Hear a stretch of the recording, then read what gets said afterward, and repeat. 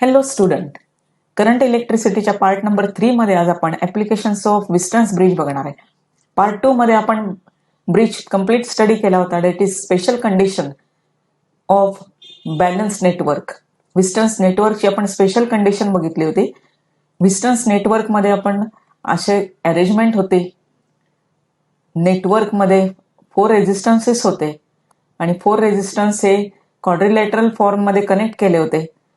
तर अशा प्रकारचं हे सर्किट होतं आणि या बाजूला आपण सेल जोडला होता. Then key and it is connected diametrically opposite point, that is A and C, this is B and D, असं नेटवर्क होतं. आणि इम्पॉर्टंट कंडिशन कोणती होती? Balance network, balance condition. Balance condition जर असेल, ही स्पेशल कंडिशन, बरेचसे प्रॉब्लेम्स याच्यावरती असतात बॅलन्स कंडिशनवरती. तर बॅलन्स कंडिशनला पॉइंट काय लक्षात ठेवायचा? I G equal to 0, that is current flowing through galvanometer is 0. मग यावेळेला रेशो कसे आहेत रेजिस्टन्सेसचे? Suppose this resistance are shown by P, Q and R S. So P upon Q equal to S upon R, असे resistances आहेत. Ratio त्यांचा असा आहे. याच्यामध्ये रिव्हर्स करता नाही, म्हणजे P upon Q equal to R upon S असं होणार नाहीये. त्यामुळे be careful while writing the ratio. P upon Q equal to, इथं लेफ्ट साइडचा रेजिस्टन्स घ्यायचा अपॉन राईट साइडचा रेजिस्टन्स.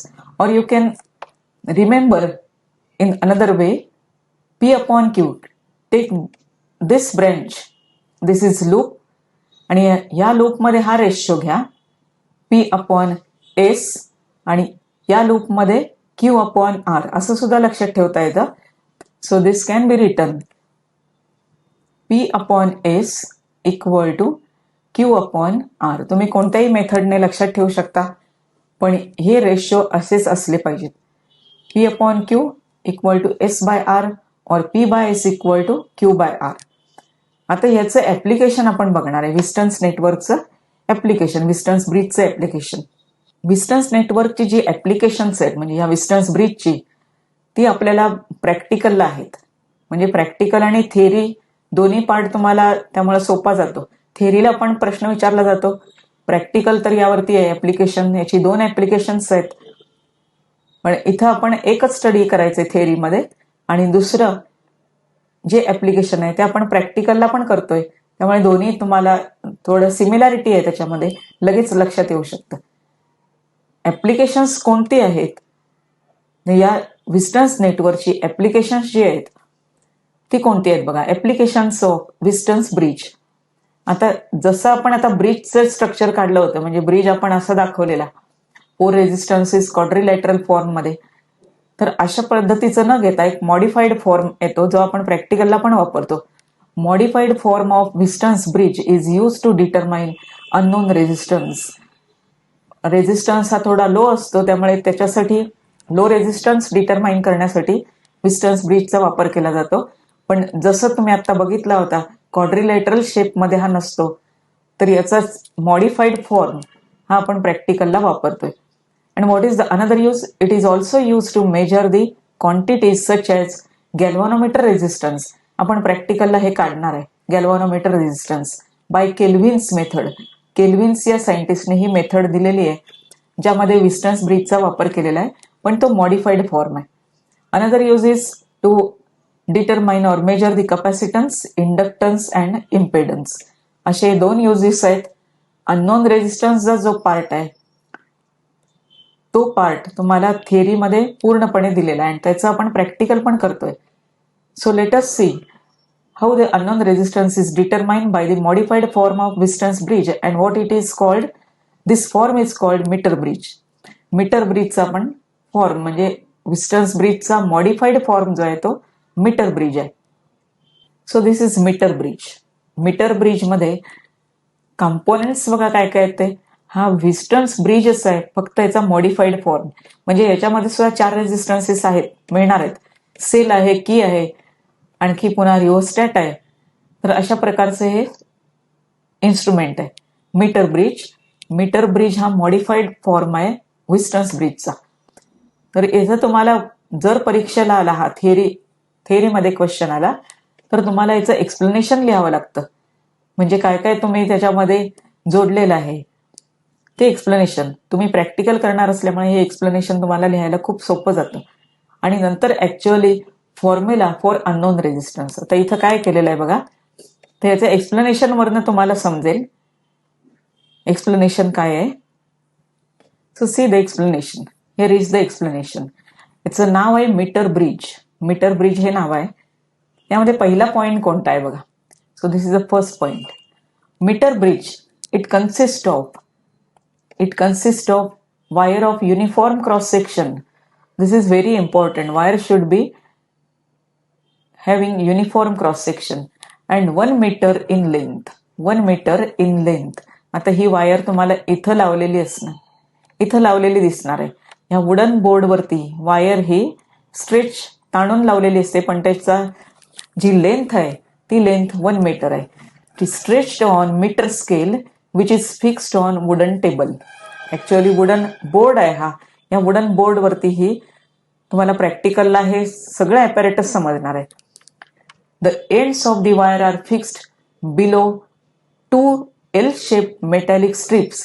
एल शेप म्हणजे ही एल शेप आहे, मेटॅलिक स्ट्रीप आहे. या मेटॅलिक स्ट्रीपच्या इथं ही वायर फिक्स केलेली आहे. L shape metallic strips. A single metallic strip separates the two L-shaped strips, leaving two gaps, left gap and right gap. आता इथं काय केलेलं आहे बघा, ही एक थर्ड स्ट्रीप आहे, मेटलची पट्टी आहेत. ह्या 2 मेटल पट्ट्या आहेत त्या एल आकाराच्या आहेत आणि ह्याच्या खाली, ह्या पट्ट्यांच्या खाली इथं वायर स्क्रू लावून फिट केलेली आहे. आणि ही एक थर्ड मेटल स्ट्रीप आहे, मेटलची पट्टी आहे ही. यामुळे काय झालेलं आहे, ही सेपरेट करते या 2 एल शेपना, सेपरेट करून मध्ये गॅप तयार करते. इथं गॅप आहे, त्या गॅपला एल जी लेफ्ट गॅप आणि या गॅपला नाव दिलेलं आहे right gap. Usually an unknown resistance X म्हणजे ज्याची व्हॅल्यू काढायची आहे ती is connected in the left gap. Left गॅपला बसवलं जातं. Is connected in left gap and resistance box is connected in the another gap. तर या ठिकाणी आर म्हणून दाखवलेला आहे, हा रेझिस्टन्स बॉक्स आहे. रेझिस्टन्स बॉक्सचं एक टर्मिनल इथं जोडायचं, दुसरं इकडे जोडायचं आहे आणि गॅपमध्ये हा जॉईन करायचा आहे. तसंच एक्स जो अननोन रेझिस्टन्स काढायचा आहे तो या गॅपमध्ये जॉईन करायचा आहे. तिथं स्क्रू प्रोव्हाइड केलेले असतात, तुम्ही तिथं वायर कनेक्ट करू शकता. 1 terminal of galvanometer is connected to the terminal C. Galvanometer दिला जाईल, त्याचं एक टर्मिनल, जसं व्होल्टमीटर असतो आपण वायर जोडतो त्याच्यामध्ये आणि कनेक्ट करतो, तसं हा गॅल्व्हॅनोमीटर आहे. त्यातनं एक वायर जाणार आहे, ही कनेक्ट होणार आहे ती पॉइंट सी ला, to terminal C on the central strip. म्हणजे इथं पण स्क्रू प्रोव्हाइड केलेला आहे, या ठिकाणी पण स्क्रू असतो, या ठिकाणी तुम्ही ते जोडायचे. आणि दुसरं गॅल्व्हॅनोमीटरचं टर्मिनल कुठं जोडलं जाणार बघा. while the other terminal of galvanometer carries the jockey. म्हणजे दुसरी वायर जी जोडणार आहे आपण गॅल्व्हॅनोमीटर टर्मिनलला, याच्या वायरच्या दुसऱ्या बाजूला, दुसऱ्या टोकाला जॉकी म्हणून एक प्रकार आहे, कीचा. जॉकी की सारखंच आहे हे. जॉकी म्हणजे तो जॉकी नेम आहे त्याला, because it is sliding over this wire. Slide होते जॉकी सारखी, म्हणून त्याला आपण ती जॉकी म्हणतो. तर गॅल्व्हॅनोमीटरचं एक टर्मिनल कुठं जाणार आहे, सी ला, आणि दुसरं टर्मिनल जॉकीला जाणार थ्रू वायर. वायरने जोडायची आहे ती, म्हणजे हे कनेक्शन पूर्ण झालं. हे कनेक्शन झाल्यानंतर ॲज युजल एलिमिनेटर आहे, की आहे, रिओस्टॅट आहे. तर तुम्ही हे पॉइंट वाईज लक्षात ठेवा कसं आपण एक्सप्लेनेशन लिहितो. फर्स्ट पॉइंटमध्ये आपण मीटर ब्रिजमध्ये काय दाखवलेलं आहे, त्यानंतर त्यामध्ये काय बसवलेलं आहे, म्हणजे so this is a second point. आणि अननोन रेझिस्टन्स आणि रेझिस्टन्स बॉक्स कुठं जोडलेला असतो, that is a third point. असं स्टेप बाय स्टेप लक्षात ठेवा. Now here one more point is written. A cell of EMF E, key and rheostat are connected between the points A and C. म्हणजे या third पॉइंटमध्ये हा तुम्ही consider करू शकता. असे 3 पॉइंट्स तुम्हाला लक्षात ठेवून लिहिता येतील. पॉइंट्स वाईज हे लिहायचे. आता चौथा पॉइंट कोणता आहे बघा. Now this is the fourth point which is very important because by this method we are going to determine value of X. आता यामध्ये सर्किट सगळं कनेक्ट झाल्यानंतर की हे इन्सर्ट करायची म्हणजे करंट फ्लो होईल. आणि पुढची स्टेप काय करायची आहे बघा, इथं लिहिलेलं आहे A suitable resistance R is selected from resistance box. यामध्ये रेझिस्टन्सेसच्या कीज असतात, त्यातली एक सुटेबल की काढून घ्यायची म्हणजे तो रेझिस्टन्स या सर्किटमध्ये इंट्रोड्यूस होणार. फॉर एक्झाम्पल 10 ओहम असेल तर 10 ओहम आपण जर की बाहेर काढून घेतली तर ह्या ठिकाणी रेझिस्टन्स किती असणार, 10 ओहम. तर सुटेबल रेझिस्टन्स काढायचं आहे, 10 ओहम काढायचं असं नाही आहे. Suitable resistance R is selected from resistance box. The jockey is brought in contact with A B. म्हणजे जॉकी ह्या डिफरंट पॉइंट्सला कॉन्टॅक्टमध्ये आणायचे. पण ही कॉन्टॅक्टमध्ये आणल्यानंतर तुम्हाला कोणता पॉइंट सिलेक्ट करायचा आहे, कोणता कॉन्टॅक्ट पॉइंट कन्सिडर करायचा आहे तो बघा. At various points on wire A B and the balance point null point D is obtained. म्हणजे असा पॉइंट सिलेक्ट करा की ज्यावेळेला गॅल्व्हॅनोमीटर हा डिफ्लेक्शन दाखवणार नाही. नो डिफ्लेक्शन, त्याला आपण नल पॉइंट म्हणतो. हा नल पॉइंट ज्यावेळेला गॅल्व्हॅनोमीटर 0 डिफ्लेक्शन दाखवतो. याचंच मिनिंग काय आहे, गॅल्व्हॅनोमीटर मधनं कोणताही करंट पास होत नाही. पण डिफ्लेक्शन असताना गॅल्व्हॅनोमीटर मध्ये डिफ्लेक्शन असताना डिफ्लेक्शन जे असेल ते डिफ्लेक्शन हे 0 झालं पाहिजे असा पॉइंट शोधून काढायचा आहे. तर तो पॉइंट समजा डी आहे. D is obtained. The galvanometer shows no deflection when the jockey is at the balance point. याला बॅलन्स पॉइंट म्हणतात. नल पॉइंट किंवा बॅलन्स पॉइंट हा शोधून काढायचा आहे according to the key removed from or taken out from resistance box. म्हणजे तुम्ही resistance हा पहिला सिलेक्ट करा आणि त्यानंतर डी पॉइंट काढायचा आहे. Now here we will derive the formula for X. म्हणजे आता हे सगळं डेरिव्हेशन आहे. जसं एक्सप्लेनेशन झालं, एक्सप्लेनेशन झाल्यानंतर तुम्हाला एक्सचा फॉर्म्युला डिराईव्ह करायचा आहे. त्यासाठी काय काय आपल्याला टर्म्स लागणार आहेत बघा. L x length of wire between A and D. म्हणजे इथं जी वायर आहे याची लेंथ तुम्हाला मोजता येते या मीटर स्केलवरती, ही आपल्याला लेंथ लागणार आहे. So L X is the length of wire between A D. आणि एल आर डी आणि बी मधली, L R length of wire between D and B. आता ह्या वायरला काही रेझिस्टन्स असणार आहे, तसंच ह्या वायरला पण रेझिस्टन्स असणार. त्याच्यासाठी सिम्बॉल्स वापरलेले आहेत. R A D, A D खाली लिहिलेला आहे resistance of wire of length L X and D B resistance of wire of length L R. या दोन पॉइंट्स मधली टेक्स्टबुक मधले इथं प्रिंट मिस्टेक आहे. तर इथं काय झालेलं आहे, डी सी झालेलं आहे टेक्स्टबुक मध्ये आणि इथं पण डी सी झालेलं आहे. तर हा पार्ट घ्यायचा आहे तुम्ही एडी मधली आणि डीबी मधली. समजा तुम्हाला सी लिहायचं असेल तर हा पॉइंट चेंज केला पाहिजे, बी इथं घेतला पाहिजे आणि सी या ठिकाणी घेतला पाहिजे. तर तुम्ही हे लिहू शकता असं, पण डायग्राम प्रमाणे हे असं होईल.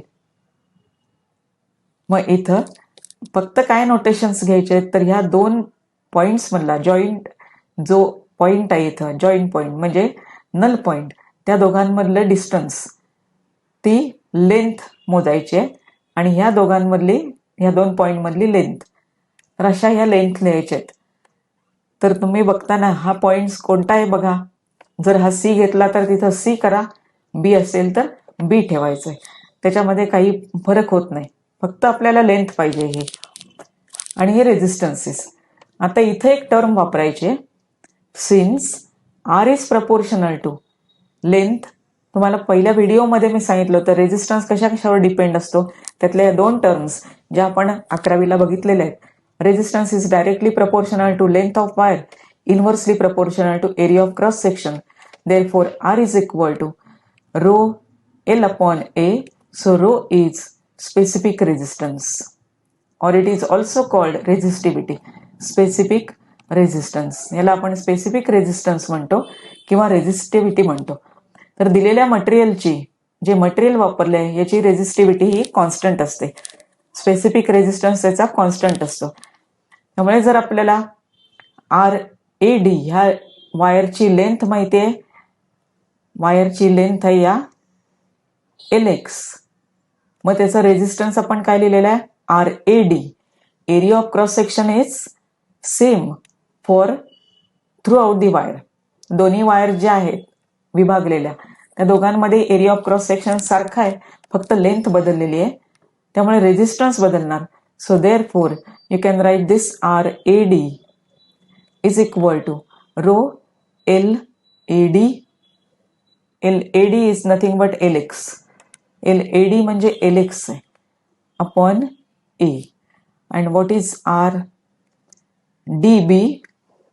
It is equal to rho LR upon A. ही दोन इक्वेशन्स मिळाली आपल्याला. या इक्वेशनवरनं ही दोन इक्वेशन्स लिहिली. RAD रो तसाच ठेवला पाहिजे because it is constant. LX upon A area of cross section is constant because the wire having uniform area of cross section. ही दोन इक्वेशन मिळाल्यानंतर आता इथे आपण विस्टन्स ब्रिजचं नेटवर्क जे आहे त्याची बॅलन्स कंडिशन वापरायची, कारण हा नल पॉईंट म्हणजे इथनं IG काय झालाय, 0 झालेला आहे. आता या विस्टन्स नेटवर्कमध्ये, हा विस्टन्स नेटवर्कच आहे, विस्टन्स ब्रिज आहे. ब्रिज कसा होतो बघा, हा रेझिस्टन्स जो आपण P घेतला होता तो रेझिस्टन्स हा होणार आहे. त्यानंतर Pच्या खाली आपण घेतला होता S, एवढा रेझिस्टन्स होणार आहे S. मध्ये हा गॅल्व्हॅनोमीटर आहे ज्यातनं करंट पास होतोय 0. राईट साईडला आपण Q घेतला होता तो रेझिस्टन्स होणार आहे R. आणि Qच्या अपोजिट आपण हा Qच्या जो ब्रँच मध्ये घेतला होता तो घेतला होता R. म्हणजे हा रेझिस्टन्स R होणार, हा रेझिस्टन्स S होणार, हा रेझिस्टन्स P होणार आहे आणि हा रेझिस्टन्स Q होणार, कारण हे दोन्ही एकमेकाला जॉईंट आहेत. आणि मधी हा आहे म्हणजे हा सुद्धा एक क्वाड्रिलेटरल फॉर्म झालेला आहे, त्याच्यामध्ये हे राहिलेलं आहे. अशा पद्धतीने हे नेटवर्क आलेलं आहे. कसं नेटवर्क आलं बघा. So this is P, here it is one more resistance, here it is galvanometer, and again there is a resistance. तर हा P असणार आहे आपला, हा Q, then this is R and this is S. आणि यामध्ये काय होणार आहे, या डायग्राम प्रमाणे this P is replaced by X, Q is replaced by R, and this R is replaced by RDB, and this S is replaced by RAD, and here IG is equal to 0. तुम्हाला लगेच ही condition लिहिता येते. इथं X upon RAD लिहा तुम्ही equal to Q upon RDB किंवा हा R upon RDB, और X upon R equal to RAD upon RDB. कुठलंही लिहू शकता. मी तुम्हाला सुरुवातीला सांगितलं होतं तुम्ही अशी पेअर सिलेक्ट करा रेशोची इक्वल टू दिस, और दिस पेअर दॅट इज PQSR, अशा पेअर सिलेक्ट करा. आता हे इक्वेशन आपण विस्टन्स ब्रिज जो बॅलन्स झालेला आहे या ठिकाणी मीटर ब्रिज त्याचं इक्वेशन लिहूया. So what will be the equation? X upon R equal to RAD upon RDB. So write on the next page, X upon R equal to RAD upon RDB.